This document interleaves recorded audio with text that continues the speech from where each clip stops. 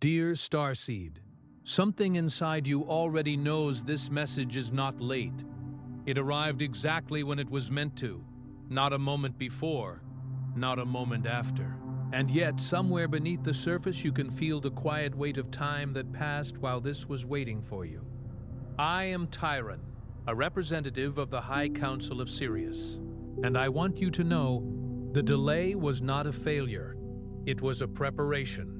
By the end of this message, you will understand why this transmission could not reach you 1 week ago, and what has shifted inside you since then that finally made you ready to receive it now. There is a rhythm to the way Sirian light codes travel.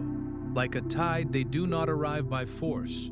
They wait for the shoreline to be still enough to receive them. 1 week ago, the waters of your inner world were still moving too fast, not because something was wrong with you, but because something was being cleared. The turbulence you may have felt recently, the restlessness, the sense that something was just out of reach, that was not confusion. That was the current reorganizing itself so this moment could happen cleanly. The source does not send messages to those who are not close to being ready. The fact that this found you now means the stillness has arrived. The fog that kept this just beyond your awareness has lifted, and what has been held in trust for you can finally be placed in your hands. You did not stumble here. Your Sirian codes recognized this signal before your mind had any words for it, and they brought you forward into this exact moment. Stay with me. What follows is what the waters have been carrying for you, and I am grateful you are here with me now. That pull you've been feeling, the one that doesn't quite have a name, isn't restlessness. It isn't anxiety dressed up in spiritual clothing. It's something older than this life, and it's been waiting longer than you realize for the right moment to be heard. There's a reason this message found you now, not a week from now, not when things settle down or feel more certain. Now, because the part of you that's ready doesn't wait for perfect conditions. It moves when the tide turns, and the tide has turned. Some healing doesn't come through words, it comes through water. If something stirred within you just now, you may be ready to receive the Sirian water codes. This powerful guide carries sacred techniques channeled from the waters of Sirius. Clearing baths, breathing practices, sound activations, and protection rituals designed specifically for starseeds who have always felt called by the ocean. The link is in the first pinned comment, but only for a limited time. That ache you've been carrying, the one that shows up in the quiet moments when the world gets still and there's nothing left to distract you from yourself, that ache isn't emptiness, it's overflow. It's what happens when a soul is carrying something immense and the world around it doesn't yet have the capacity to hold what that means. It is the sensation of an ocean trying to express itself through a vessel that was told again and again that it was only a cup. You have felt, perhaps for most of your life, that you were built slightly wrong for the place you landed, that the things that moved other people didn't quite move you the same way, that your grief ran deeper, your joy was stranger, your questions didn't fit the answers anyone around you had to offer, that the conversations that filled the rooms you inhabited somehow left you more alone than silence did, that you would sit among people who loved you and still feel the particular loneliness of being fundamentally, quietly unseen. That isn't a malfunction. That is the shape of your original frequency pressing up against a reality that was not designed to recognize it. It is the experience of a frequency so specific, so precisely calibrated to something ancient and starborn that the instruments of ordinary human life simply could not detect it. And the pressure of that, the long years of that, has worn on you in ways you may not have even fully named yet. It has lived in the tightness behind your sternum, in the way your eyes sometimes fill without warning when music touches something you can't explain, in the exhaustion that arrives not from doing too much, but from being too much in a world that keeps asking you to be less. But here is what that pressure has actually been doing. It hasn't been breaking you down. It has been forming you.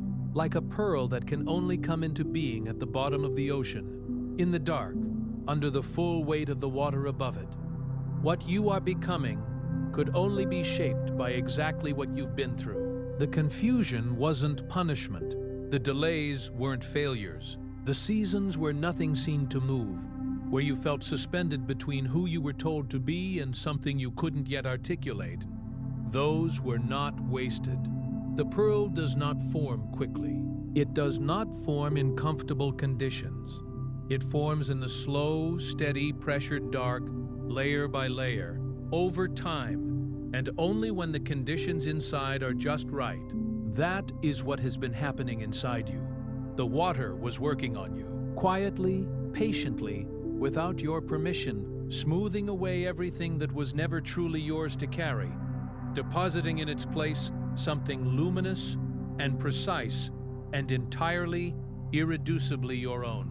The ancients who walked along the Nile, who built their temples to face the rising of Sirius, understood this truth in a way that our modern language barely has the vocabulary to contain. They knew that transformation was not an event. It was a process as patient and inexorable as the river itself, flooding, receding, depositing the rich, dark silt of new possibility on the banks of the self, preparing the ground for what would grow next.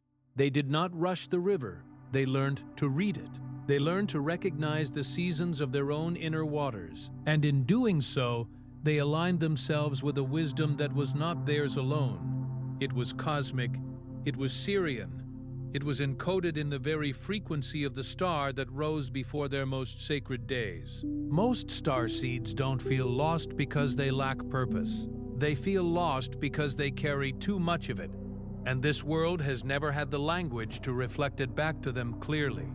The disconnection you felt from people, from places, from timelines that seemed to make sense for everyone else but somehow never quite fit, that disconnection is not a wound, it is a signal. It is the navigation system within you, registering the difference between where you are and where you are meant to be.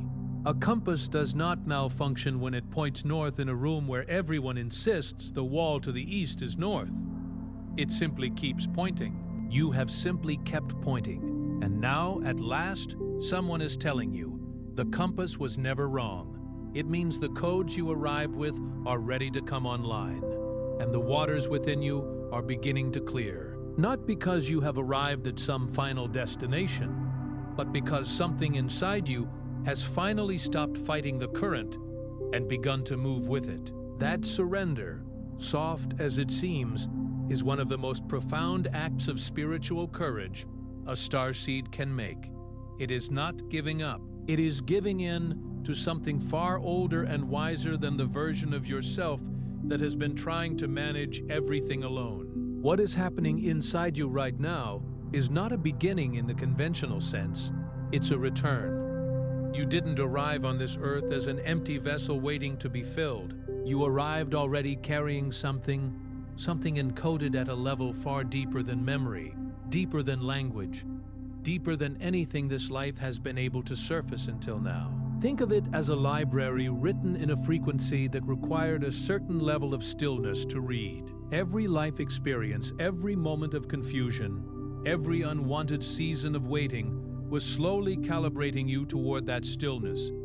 Not the stillness of doing nothing, the stillness of being fully, precisely present. Present enough that the signal can finally come through clearly. The Sirian wisdom teachings have long described the soul not as something that learns its way to truth, but as something that remembers its way back to it. And remembering is a different experience entirely from learning. It doesn't always feel like revelation. It doesn't always arrive with light and sound and the dramatic certainty of a sky splitting open. Sometimes it feels like grief, like recognizing something you loved and lost before you had words for love or loss. Like standing at the edge of the ocean and feeling that the water knows you in a way no person ever has, that it is greeting you not as a stranger who has stumbled to its shore, but as someone it has been holding space for across an unimaginable expanse of time. That recognition, that grief wrapped in beauty, is your blueprint beginning to speak.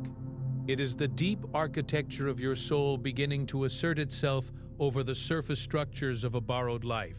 And when it speaks, it does not shout, it does not demand. It simply makes itself undeniable, the way the tide makes itself undeniable. Not through force, but through the slow, steady, irresistible accumulation of its own weight.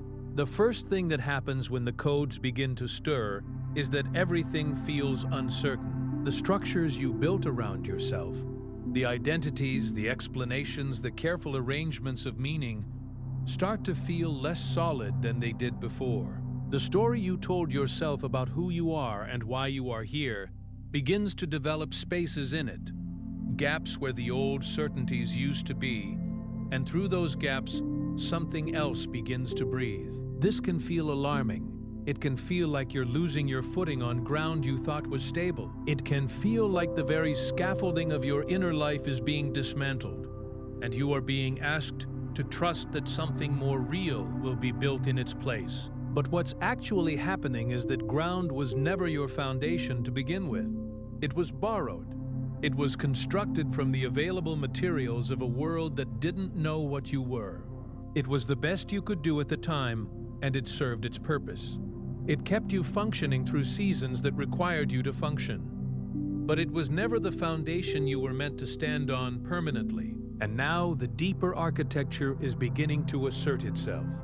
The original design is remembering what it was always meant to be, like a building whose renovations have hidden its original beams and stonework. And now, as the newer material falls away, the true structure becomes visible again. Beautiful, ancient, load-bearing in ways that the additions never were. The fog you're feeling isn't confusion, it's transition. It's the particular quality of light that exists between two states of being, when you are no longer entirely what you were and not yet fully what you are becoming, and the water has to get murky before it clears. That murkiness is not contamination, it is the movement of sediment that had settled too long in one place. It is the disturbance that precedes clarity. This is where most starseeds pause, not because they lack courage. Courage has never been the thing you lacked, but because the transition feels so unfamiliar that they begin to question whether they're moving in the right direction at all. The human mind, trained by a world that rewards certainty and punishes doubt, reaches for confirmation. It looks for external evidence that what it is sensing internally is real. It looks for a mirror, another person, a sign, a synchronicity that lands with enough force to quiet the questioning. And when that confirmation doesn't come quickly enough, something quieter settles in. A low, persistent doubt that whispers, maybe this isn't real. Maybe you're not as significant as you feel. Maybe you've been confusing your longing for a signal. Maybe the story you've been telling yourself about who you are is simply a beautiful fiction created by a mind that needed something to hold on to. That doubt is not truth.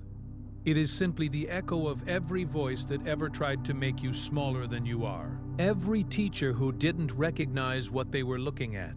Every room that couldn't hold your frequency and asked you to compress yourself to fit through the door. Every moment you were told that your sensitivity was weakness, that your depth was drama, that your knowing was arrogance, or fantasy, or naivety.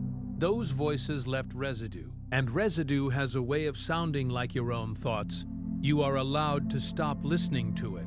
You are allowed to recognize the difference between the voice that is yours, ancient calm, certain in its bones, and the accumulated noise of a world that never had the capacity to understand what you are. There is something encoded inside you that goes far deeper than anything you were taught in this life. Not a belief you adopted, not an identity you chose from the available options, something written in frequency, not in words, a set of instructions that predates this incarnation, that survived every season of forgetting, every lifetime of forgetting, that has been quietly present beneath every version of yourself you have ever been. It is what made you pause at water's edge when others kept walking. It is what made certain music crack you open in ways you couldn't explain. It is what drove you again and again to seek, Even when you couldn't name what you were seeking, even when the seeking itself exhausted you and you wished you could simply stop wanting something you couldn't identify. You are not broken and searching for answers.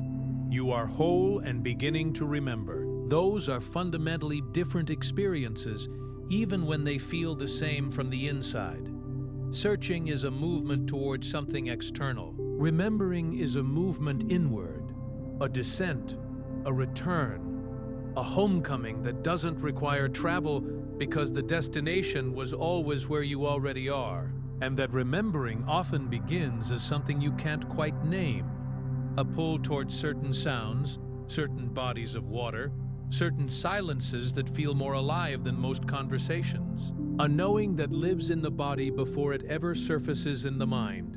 An inexplicable feeling of recognition when you encounter specific symbols, specific teachings, specific frequencies, as though you are not encountering them for the first time, but meeting them again after a long and involuntary absence. There is a phase in this process that tends to be the most disorienting, and it is the one that looks like nothing is happening.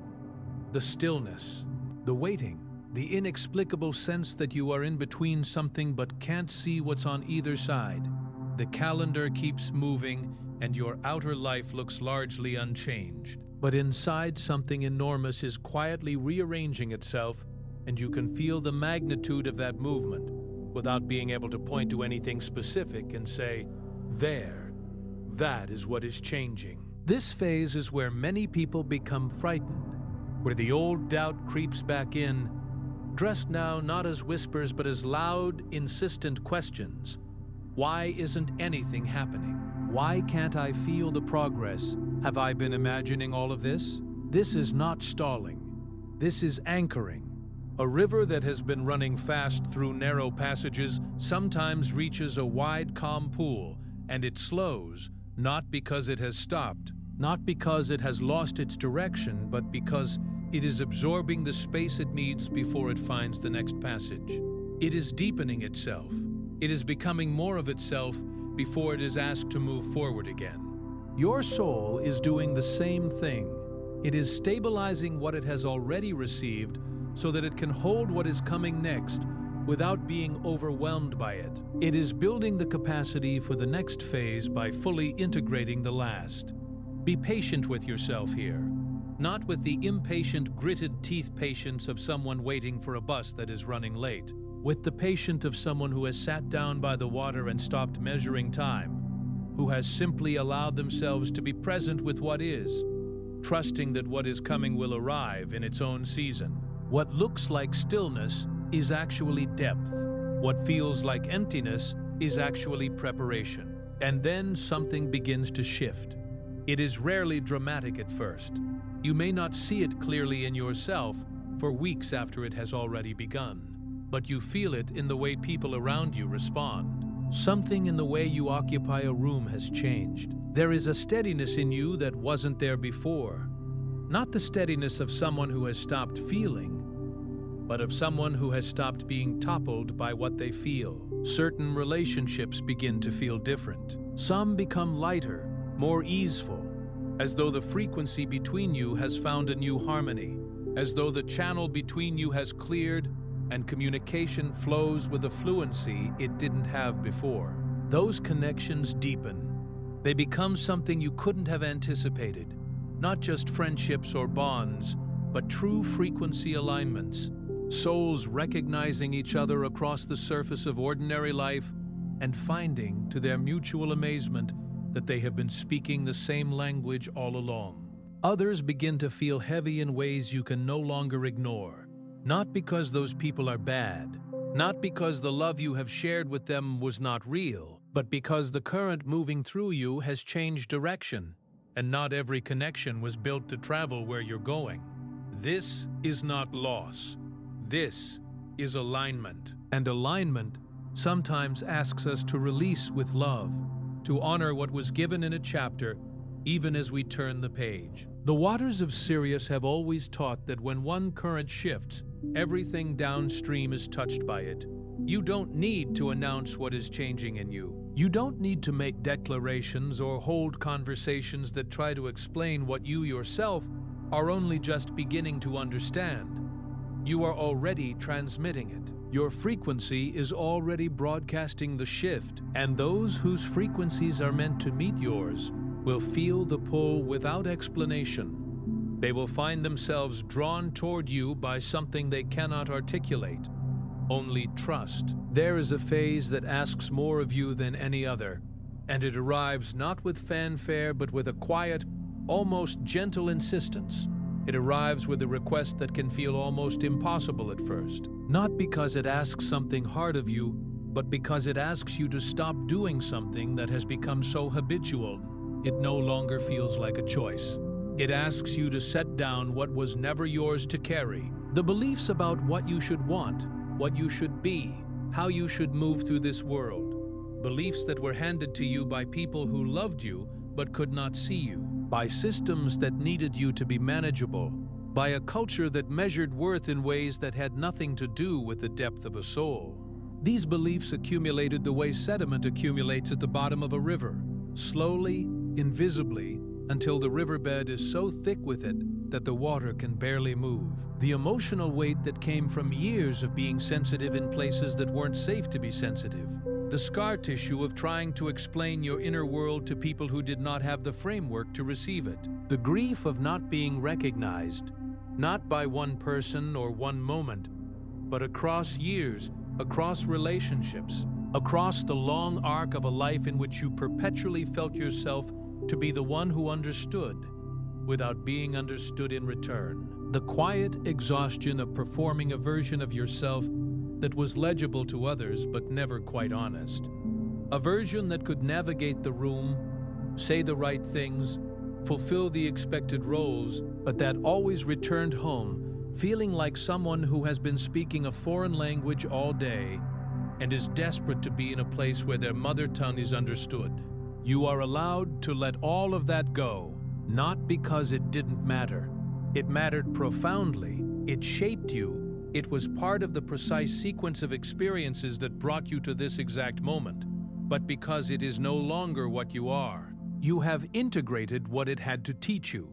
You are no longer in the chapter where that weight serves a purpose.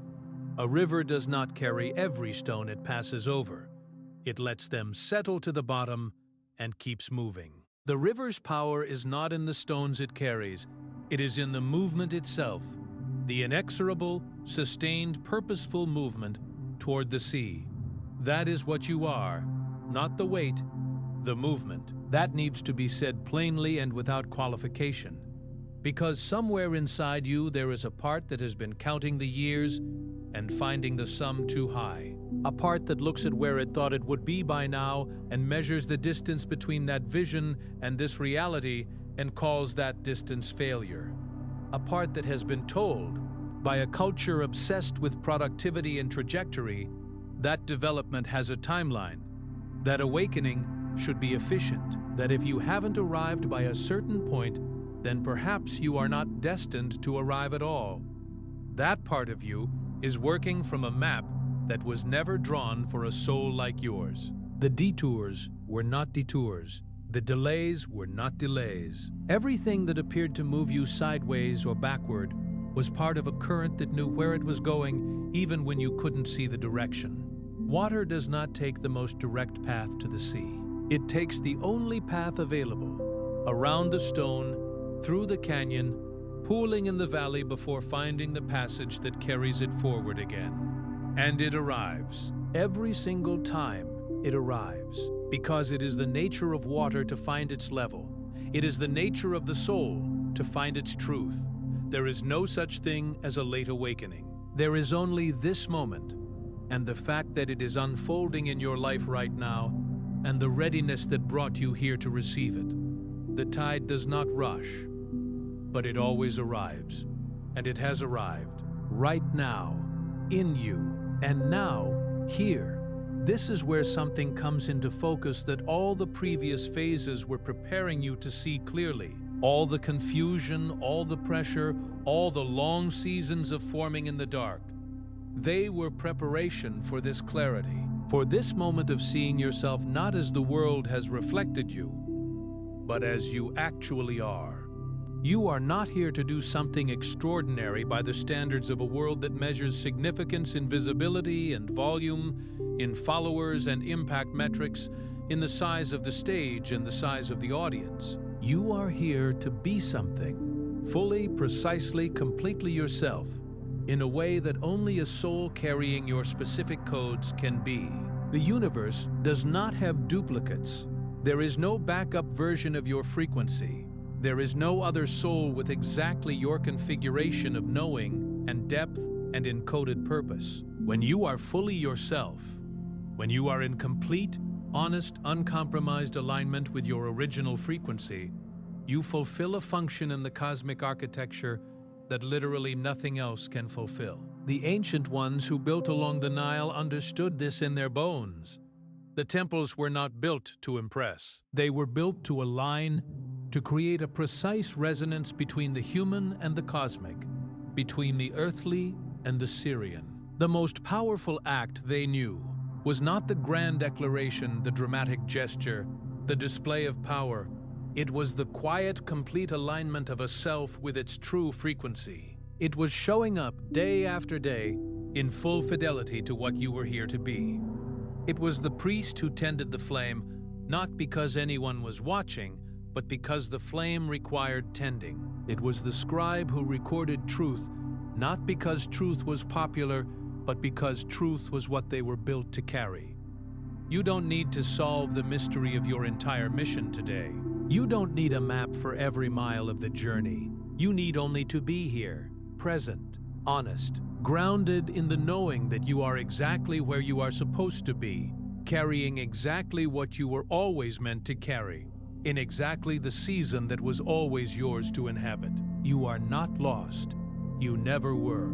You chose to forget, not from weakness, not from failure, not because the kind of remembering you're here to experience required the full depth of that forgetting. It required you to move through this world without the armor of knowing, so that when the knowing returned, it would not feel like information you had been given. It would feel like something you had recovered, something you had earned with the full weight of your human experience, something that belonged to you in the deepest possible sense, because you had lived your way back to it through every season of confusion, every detour, every moment of doubt that could have sent you in the wrong direction and didn't, because even when you couldn't see the path, something in you kept pointing north. Everything you have endured, the confusion, the isolation, the long seasons of searching without finding, the mornings when the weight of not knowing felt too heavy to carry into another day, was the water working on the pearl. Patient, precise, purposeful. Not one drop of it was wasted. Not one season of it was without meaning. And what is emerging now is not something new. It is something ancient, finally recognized, finally visible, finally ready. Like Sirius herself, rising before the flood. Not new, not created in this moment, but returning. Appearing on the horizon after an absence that felt eternal, heralding something enormous, announcing through her very presence that the season of new life has come. The fact that you are still here, at this moment in this message, that is not a small thing. In a world of infinite distractions, in a life that makes 10,000 demands on your attention every single day, you chose to be here. Something in you chose to stay, to listen, to remain present through every wave of feeling this transmission has moved through you. And that choice, quiet as it seems, is one of the clearest signs of where you are. It is the soul recognizing what feeds it and refusing to look away. You're not waiting for your awakening to begin. You are already in the current. You have been for longer than you know, perhaps for longer than this lifetime. And now the waters are clear enough that you can finally see it, finally feel it without flinching, finally receive it without immediately questioning whether you deserve it. You deserve it. Not because you have earned it through suffering, though you have suffered. Not because you have proven yourself through searching, though you have searched. but because you are here. Because you are this. Because the frequency you carry is real, and it is yours, and it is needed, and the universe does not summon what it does not require. Tonight, if it feels right, place your hand over your heart and say quietly, I remember who I am. I trust the waters that carried me here. I am ready to flow into what comes next. Before you go, leave one word in the comments, just one, that describes what you felt during this message. Then find someone else's word and respond with encouragement. This isn't just a comment section. It's a space where starseeds recognize each other, and that recognition carries more power than you know. If something in this message touched you, share it with someone who needs to hear it. And if you'd like to keep receiving these transmissions, subscribe. The waters of Sirius will carry us to the next one. You're not just watching, you're remembering. This is your space, and I'm grateful you were here.